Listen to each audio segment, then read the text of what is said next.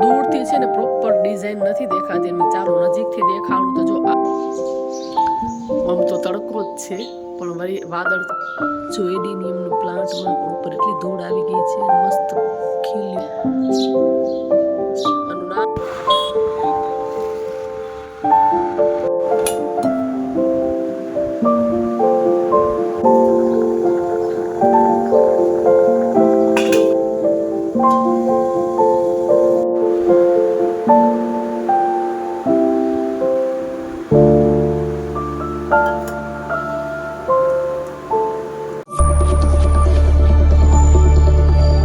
Hello નમસ્તે, સ્વાગત કરું છું તમારું એક નવા વિડીયોમાં. આજનો નવો બ્લોગ છે એ સ્ટાર્ટ કરીએ. સવારનો ટાઈમ છે, ચા નાસ્તો અને કરી લીધા છે અને સાથે સાથે પછી છે ને મમરા વગાડવાના હતા ને એટલે સવારમાં એ કામ બધું કમ્પ્લીટ થઈ જાય. જે પણ એક્સ્ટ્રા વાસણ બધા થઈ જાય તો મમરા વગાડી લીધા છે. અને જો વાસણ છે ને પડ્યા છે આની અંદર વગાડ્યા હતા તો એ બધા કરવાના છે. ચા પાણીના જે વાસણ કરવાના છે અને મમરા જો વગાડી લીધા છે, ડબ્બો ભરીને મૂકી દીધા છે. અને આ છે સિંગા. કાલ રાત્રે છે ને બેસીને થોડાક ખોલ્યા હતા, હજી આમાં પડ્યા છે, બીજા બહાર પડ્યા છે. દૂધ ગરમ કરી લીધું છે અને જો આવી રીતના રસોડાની હાલત છે. કાલ રાતના વાસણ છે ચડાવવાના છે.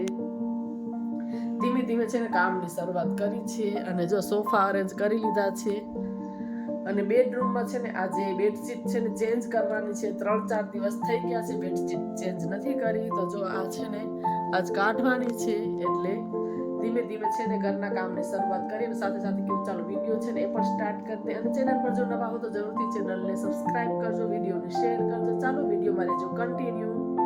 આજે છે ને બેડશીટ ચેન્જ કરવાની છે ને તો એના પહેલા છે ને બેડને સારી રીતના એકદમ લૂછી લઉં, ક્લીન કરી લઉં. કેમ કે બેડશીટ ચેન્જ કરીને ત્યારે મારો એક હેબિટ છે એવી રીતના કે હું ક્લીન કરી લઉં છું. કેમ કે ઉપર ડસ્ટ આવી જ જાય છે અને મારા બેડની જો આ કલર છે ને એવો છે કે ઉપર જલ્દીથી ડસ્ટ છે ને દેખાય છે.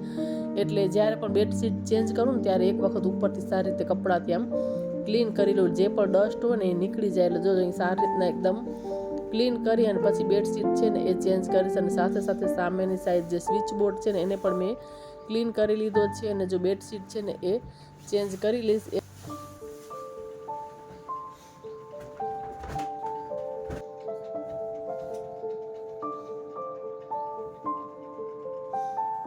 તો સારી રીતે છે ને એકદમ બેડને ઝાપટી લીધો છે. ઉપર જે પણ ડસ્ટ ને કાંઈ કચરો કે હોય ઝીણો ઝીણો તો એ બધું જ નીકળી જાય. ને આવી રીતના જો કાંઈક ફોલ્ડ કરીને નીચેથી બેડશીટ છે ને એ સેટ કરું છું. એટલે જરાય છે ને આપણે સૂઈને તો પણ નીકળતી નથી. એટલે જો કોર્નરમાં છે ને આવી રીતના સાઈડમાં પકડી અને બેડશીટ છે દબાવી દઉં છું એટલે એકદમ સરસ એકદમ સેટ થઈ જાય છે.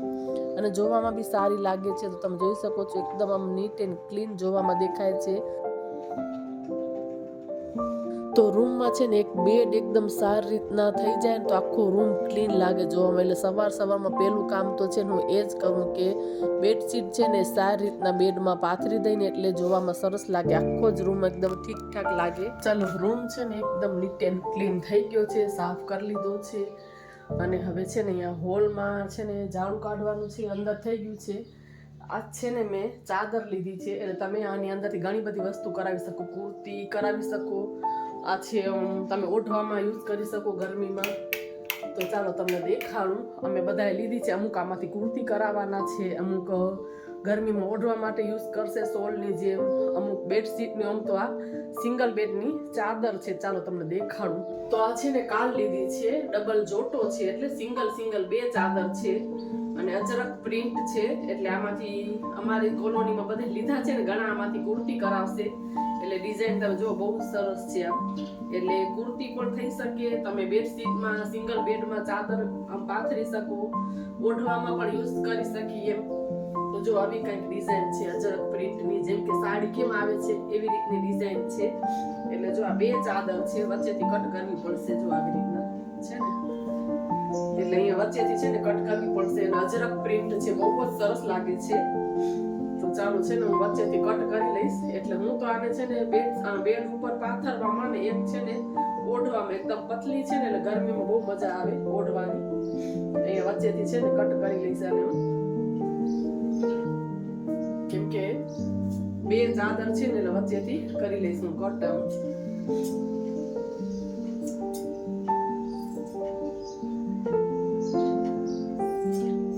એટલે બે ચાદર થઈ જશે એમ. જો વાર ન લાગે, ફટાફટ જ થઈ જાય. આમ નીચે પાથરીને આમ ઇઝીલી થાય, પણ આમે પણ વાર ન લાગે. જો આમ મને થોડીક મજા આવે, આમ કાતર લઉં ને એટલે મને મારા પહેલાના દિવસો યાદ આવે. સિલાઈ કરતી નહીં, આપણે કામ કરેલું હોય ને એટલે ઇઝીલી આવી રીતના કટ કરી શકી, નહીં તો થોડીક આમ વાર લાગે. તો જો આપણે ચાદર છે ને કટ થઈ ગઈ છે બંને. પેલા હું સિલાઈ કરતી ને એટલે આમ કાતર લઈને કઈ કામ કરું તો મને થોડું પેલાનો જુસ્સો આવી જાય. હવે નથી કરતી પણ પેલા હું કરતી. તો જો આવી રીતના છે એટલે આ સિંગલ બેડમાં પાથરવાની છે. અને આમ ઓઢવામાં પણ આપણને કેમ ઘણાને આમ આદત હોય, અમારા ઘરમાં બધાયને પતલી સોળ છે ને આમ એક એક બધાયને છે આમ માથા નીચે મૂકવાની, એટલે ગરમીમાં ઓઢવાની મજા આવે. તો જો આવી રીતની છે આમ અજરક પ્રિન્ટ છે, જેમ કે સાડી ને બધું આવે છે ને, જો આ તો બહુ સરસ છે. ચાલો સાથે દેખાડી દઉં. હવે આને પેલા વોશ કરીશ. જે મારા જૂના બધા સબસ્ક્રાઇબર છે ખબર જ છે કે હરેક વસ્તુ છે ને વોશ કરીને જ યુઝ કરું છું. એટલે બસ થોડુંક પાણીમાં કાઢી નાખીશ ભૂકો નાખીને, ભૂકો તો યુઝ નથી કરતી, લિક્વિડ નાખીને આમ થોડુંક પાણીમાંથી કાઢીને સુકાવી દઈશ, પછી યુઝ કરીશ. ચાલો હવે આગળના કામ છે ને કરીને. તો દૂરથી છે ને પ્રોપર ડિઝાઇન નથી દેખાતી, એમ ચાલો નજીકથી દેખાડું. તો જો આવી પ્રિન્ટ છે, અજરક પ્રિન્ટ, જેમ સાડીમાં ને આવે છે ને એવી. તો જો બહુ જ સરસ પ્રિન્ટમાં, ને કપડું એટલું આમ સ્મૂથ છે, તમે કુર્તી કે કરાવવું ને તો પણ કરાવી શકો આમાંથી. અને ઉનાળામાં છે ને અમને તો ઓઢવામાં બહુ મજા આવે છે, એટલે મેં આ બે લીધી છે. એક ઓઢવામાં યુઝ કરશું ને એક પાથરવામાં. એટલે જો આવી પ્રિન્ટવાળી છે, નજીકથી છે ને સારી પ્રિન્ટ દેખાય છે, દૂરથી આમ પ્રોપર ડિઝાઇન નહોતી દેખાતી. ચાલો બધા નજીકથી દેખાડી દઉં. સાંજના છે ને 4 વાગ્યા છે અને એટલો પવન છે ને ઉપર ખાટલાના ને એટલા અવાજ આવે છે. અને આ જો દરવાજાની એન્ટ્રીમાં એટલી બધી આમ ધૂળ થઈ ગઈ છે, બહુ જ પવન છે. આ જો છે ને બહુ જ જો ધૂળ આખામાં થઈ ગઈ છે. સવારે કચરા ફટ્ટા કર્યા છે પણ એટલી બધી જો ધૂળ છે. આમ તો તડકો જ છે પણ વળી વાદળ છાયું થઈ જાય છે ને પાછો તડકો આવે છે ને એવું છે જો વાતાવરણ. પવન બહુ જ છે. આ દરવાજો પોતે ખુલી ગયો છે પવનથી, એટલો પવન છે.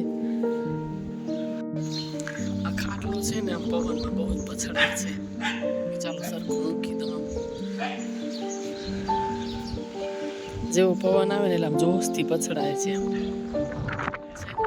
આવી રીતના સરખું મૂકી દઉં.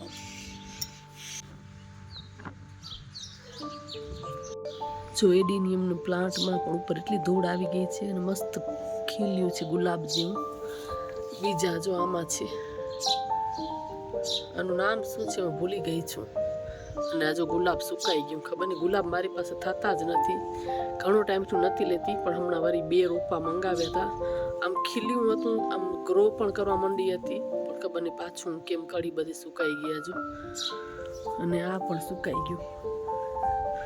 આ બધું સરસ રહે છે એડિનિયમ. આમાં સરસ જો ડોલર થયા છે, આમાં કડી પણ થઈ છે. જો આ છે 12માસીનું અને આમાં બધે સરસ કડી થઈ છે. જો આમાં પણ આ જો યલો ફૂલ વીછી વાલા ગુલાબી, પવન બહુ જ છે આજ.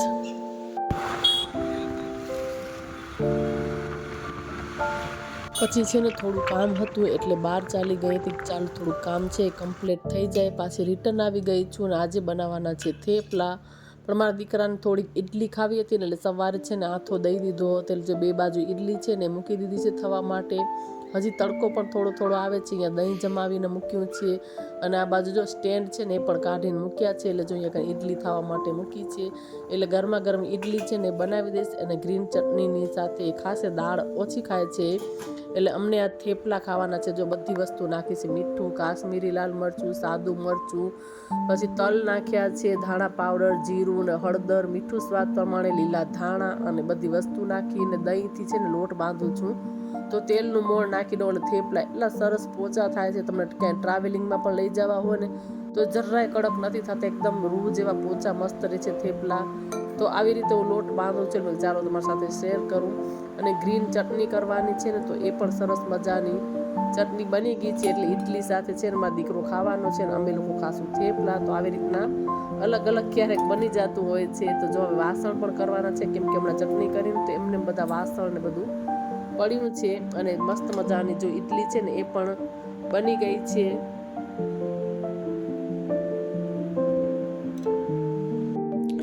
વાળમાં છે ને મહેંદી નાખી હતી ને જો હેર વોશ કરી અને બેઠી છું. હેર સુકાઈ ગયા છે, વચ્ચે થોડાક જ ભીના છે. તો મહેંદી નાખીને છે ને હું શેમ્પુ નથી કરતી, બીજા દિવસે પછી કરું છું. એક દિવસ એમને રહેવા દઉં છું. એટલે હવે આજે રાત્રે છે ને પછી આમાં ઓઇલ લગાવીશ એટલે વાળ સરસ થઈ જાય. એટલે ચાલો કાલનો છે ને વિડીયો એમને જ પડ્યો છે, એન્ડ પણ નથી કર્યો. કીધું સાથે સાથે છે ને વિડીયાનો એન્ડ પણ કરી દઈએ. અને બસ થોડું ઘણું બધું કામ બાકી છે હજી કરવાનું, અને થોડું ઘણું થઈ ગયું છે એટલે રસોઈનું. બાકી ઘરનું કામ તો બધું જ થઈ ગયું છે. ચાલો વિડીયાનો એન્ડ નથી થયો ને તો વિડીયાનો એન્ડ પણ કરી દઈએ. તો આ વિડીયાને છે ને હવે અહીંયા જ એન્ડ કરી દઈશું, કેમ કે હજી રસોઈને બધું બનાવવાનું બાકી છે. શાક સુધારી લીધું છે, ભાત પલાળી દીધા છે, એટલે થોડું ઘણું કર્યું છે. હવે લોટ બાંધીશ. અને મને યાદ આવ્યું કે મેં વિડીયો છે ને એન્ડિંગ નથી કર્યો, એટલે ચાલો વિડીયાનો એન્ડ કરી દઈએ. તો આજનો વિડીયો આટલો. જો વિડીયો તમને સારો લાગ્યો તો જરૂરથી ચેનલને લાઇક, શેર અને સબસ્ક્રાઇબ કરવાનું ભૂલતા નહીં. ફરી પાછા મળીએ નવા એક વિડીયોમાં. ત્યાં સુધી બધાને હર હર મહાદેવ, જય માતાજી, જય શ્રી કૃષ્ણ, બાય બાય.